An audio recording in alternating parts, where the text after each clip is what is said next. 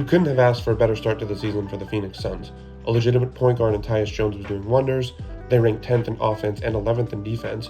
Mike Budenholzer's influence was legit, as the team that ranked 20th and 25th in three-pointers made and attempted last season was suddenly top 10 in both categories.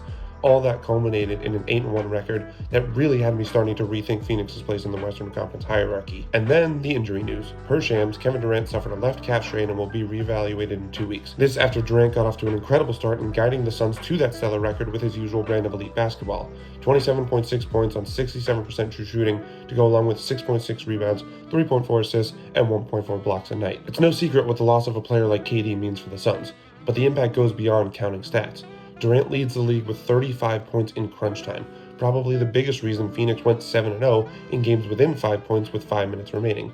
Obviously, Devin Booker and Bradley Beal are no slouches when it comes to getting buckets, but no amount of talent can make up for the cheat code that is the 7-footer wearing number 35. Is it a coincidence that the Suns lost to the Sacramento Kings last night in overtime in their first game without KD? The other thing that worries me about this injury is less about how the Suns get through this 2-week absence and more about how they handle the weeks and months afterwards. Because a calf strain doesn't feel like the kind of injury you can just move on from. It lingers, waiting to rear its ugly head when you give it the chance. And if the 36-year-old continues playing nearly 39 minutes a night, his most since the 2010-2011 season, those chances will start popping up with greater frequency. Does that mean Budenholzer is going to have to cut back on his minutes? Will that make the Suns a worse team? I guess we'll find out once he comes back. This sucks on an individual level, it sucks on a team level, and it sucks on a fan level, because Durant is still one of the most entertaining players to watch. To be robbed of at least 2 weeks of his greatness doesn't feel fair, especially when you also factor in how well he had the Suns looking. You just hope that in a conference as unforgiving as the West is, with 11 teams at least 500 or better, Phoenix can weather the storm enough over these next 2 weeks and pick right back up where they've left off when Durant comes back.